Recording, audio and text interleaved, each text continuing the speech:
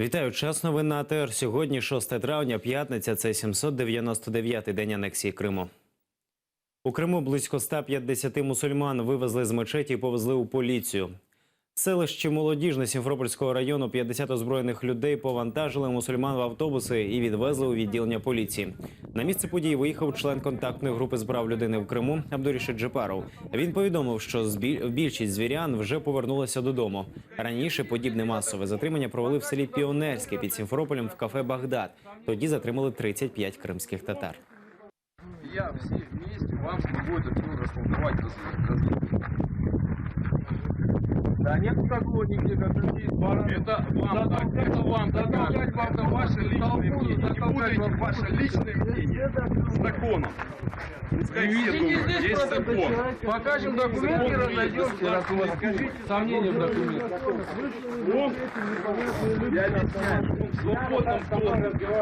Силовики российские, ОМОН, автоматчики, балаклавы, как обычно это делается, автобусы и прочие машины подъехали к мечети и уже ожидали молящихся на выходе.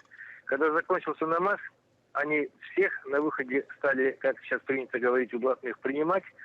То есть они стали останавливать и настаивать на том, чтобы они показали документы. Ну, понятно, человек вышел, скажем, из дома, прошел 70 метров, там, кого-то 100 метров, не знаю, там, пусть километров до мечети. Для этого нет необходимости брать документы. Ну, а те настаивали на документах, их не было у многих. И тогда стали их заводить в автобусы. Кто-то пытался не входить в автобус, то есть оказал такое, пусть пассивное, но сопротивление. Ему, пусть не скручивали и не били, но, по крайней мере, затолкали в автобус. Потом, в общем-то, набили автобус, потом еще, и оставшимся предложили ехать на своих машинах вслед за ними.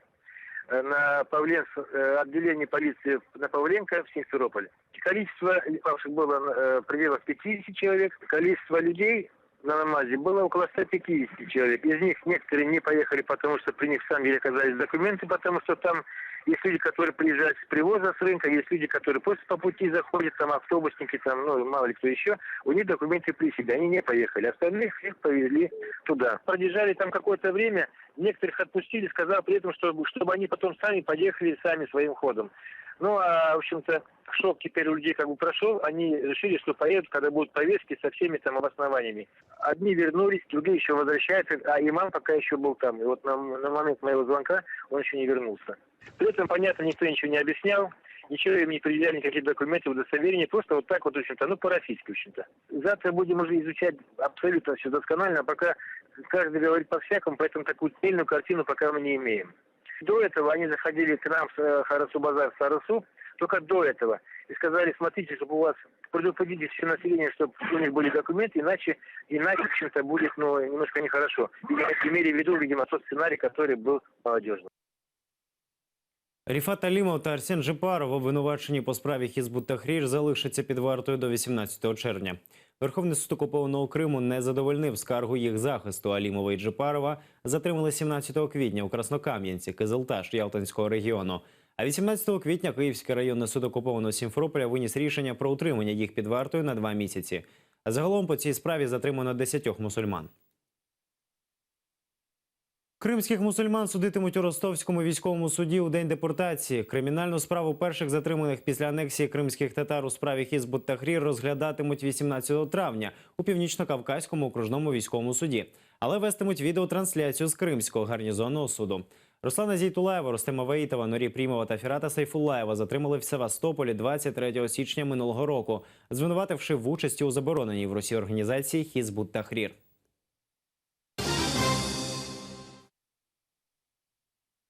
Обвинувачених в справі 26 лютого залишать під вартою до 22 травня. Підконтрольний Росії Верховний суд Криму не задовольнив апеляційну скаргу захисту Мустафи Дегерменджі, Ахтема Чийгоза на постанову про продовження строків тримання під вартою Київського районного суду окупованого Сімферополя від 21 квітня. Заступник голови Меджлісу Чийгоз попросив не затягувати процес і хутчіше зачитати рішення. Суддя виконала прохання підсудного. Оксана уже второй год содержится под стражей. За весь период ни разу со стороны органа предварительного расследования к Асанову не было никаких претензий.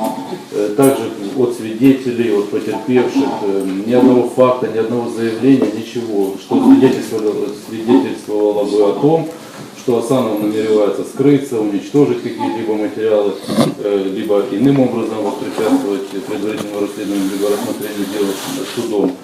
Кроме того, хотел бы обратить внимание, что у Асанова на иждивении имеется 4 малолетних детей, отец инвалид. В настоящее время у Асанова в условиях СИЗО ухудшилось состояние здоровья, он неоднократно обращался с жалобами, заявлениями, в суды вызывалась скорая помощь, оказывалась ему медицинская помощь.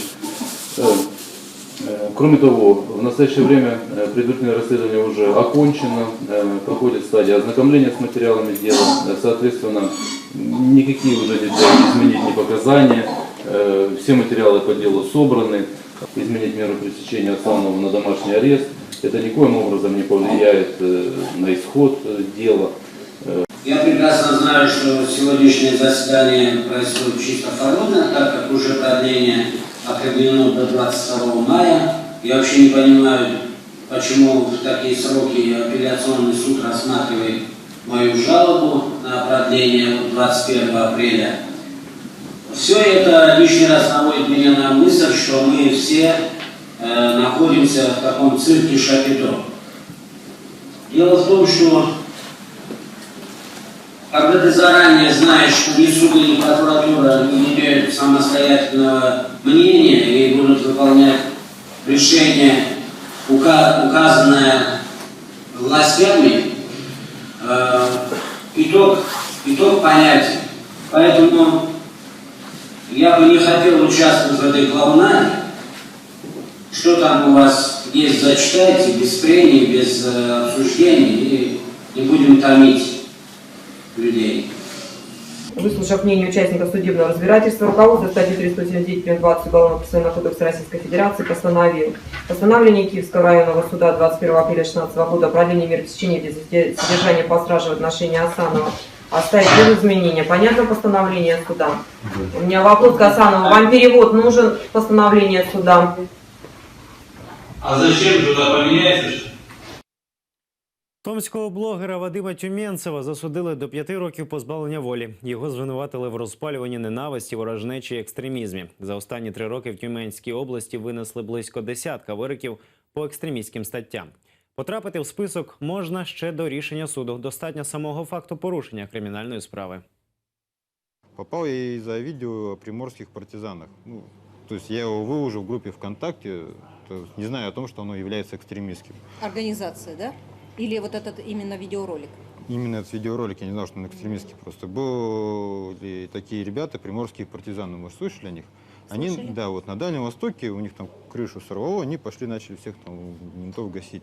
Я как бы сам жил 6 лет на Дальнем Востоке, я знаю, что там происходит, как там происходит. Интернет, это нужно как? Перед собой ложить список, что можно смотреть, что нельзя, что можно слушать, что нельзя. Я поначалу тоже не понимал. И потом, когда уже мне включили начало одной из этих песен, вот, типа, ты там в курсе, то, что они запрещенные, там считаются экстремистские, там то-то, то-то. Но я им говорю, я тут, причем я их в контакт не заливал, как бы. Вот. Ну, у них там потом началось. А ты что сделал с ними, с этими песнями? Просто добавил себе. Потом у них началось, там, чтобы я дал показания там на каких-то людей, вот, которых я даже не знаю. Так вот. И ты дал показания на этих людей? Нет, ну а как, если я их даже не знаю? Потом там подтяжки у него забрали, говорит, это немецкий флаг. Я их сама лично покупала, говорю, я почему-то даже не придала значения этим подтяжкам, что они могут именно обозначать немецкую символику. Подождите, флаг государства Германии? Подтяжки красные, желтые, черные. Вот. Ну а что тут такого? Сказали германский здоровый образ жизни. Тогда по лету, помню, у нас везде плакаты, что срочно нужна была кровь. Там девочки там пошли, они у меня спрашивали, а он сдавал кровь. Я говорю, что тут такого? А что здесь такого, если он сдал кровь? Вот эти русские пробежки, вы их видели? Да, видел. На 9 мая они бежали, кричали. Мой дед не за то воевал, чтобы ты сейчас бухал. Это разве плохо? Коррозия, группа металлов. Этот паук, который, он почему-то у нас баллотировался в мэры города Новосибирска. И вполне официально это все было. И ему ничего. Он везде ездит, по всей стране с гастролями. Он поет эти же песни. Все. А почему вот это вот происходит с нашими детьми? Это я могу сегодня проснуться и туда залезть и увидеть себя там в этом списке.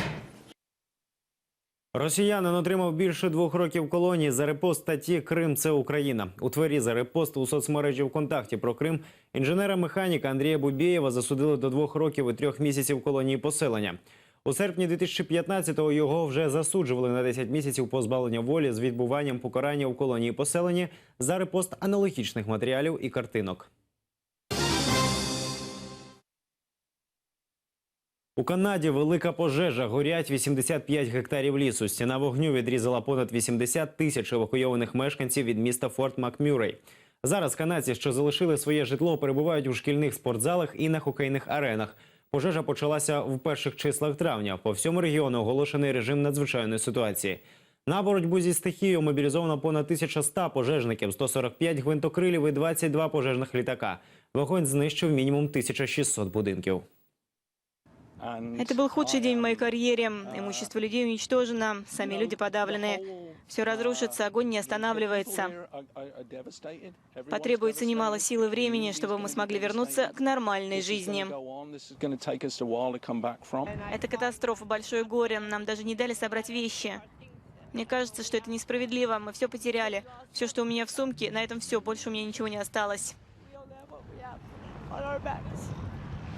Мешканці села Курортне, Отуз Керченського регіону, виступили проти обхідної дороги до моря. Наприкінці минулого тижня громадська організація «Чистий берег» виступила на захист прав мешканців, які заявили про те, що дирекція пансіонату «Кримське Примор'я» перекрила зручний вихід до моря. Найкоротша стежка огороджена колючим дротом, а сам паркан рясно змазаний солідолом.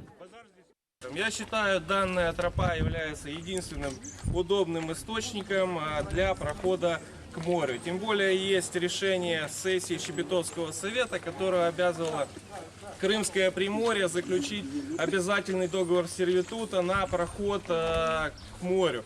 Это все не сделано. Черкасов обязал Крымское Приморье решением комиссии закрыть вам проход сюда к морю.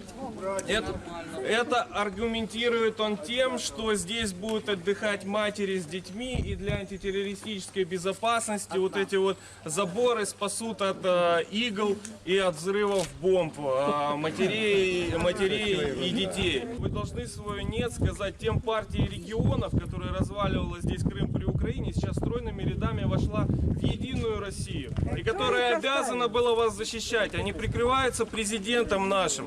Но наш президент об этой вот канале не знает. А у них только один президент, это Франклин на 100-долларовой купюре. В Севастополі з'явилися рекламні щити з Йосипом Сталіним. Його портретом Комуністична партія Росії вітає жителів Севастополя з Днем Перемоги. Зображення і пропаганда радянського диктатора заборонені в багатьох країнах світу, в тому числі і в Україні.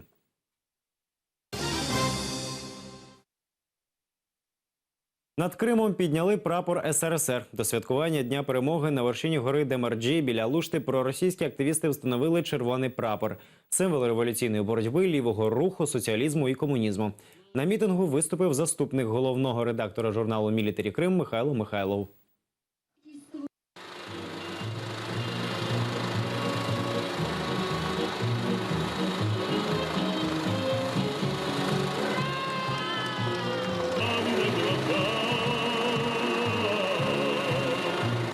И нужно нам сохранять нашу историю от всевозможных нападок, которых все больше и больше по ту сторону перекопа.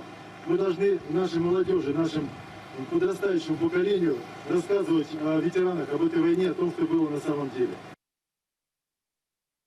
Як, втративши будинок і роботу, зуміти себе знайти? Переселенка з Криму виграла грант на розвиток власної справи і тепер заробляє для своєї сім'ї. Анжела Полякова робить лазерне гравіювання на сувенірах і ні про що не шкодує. Хіба що іноді сумує за втраченим морем. Здравствуйте. Проходите. Кримчанка Анжела Полякова показує своє нове робоче місце – студію лазерного гравірування. Вона розмістилася в гаражу будинку під Києвом, який знімає сім'я.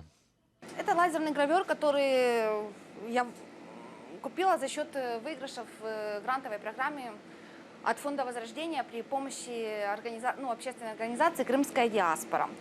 Покинути штормове, що під Євпаторією, Анжелу з родиною змусила російська весна.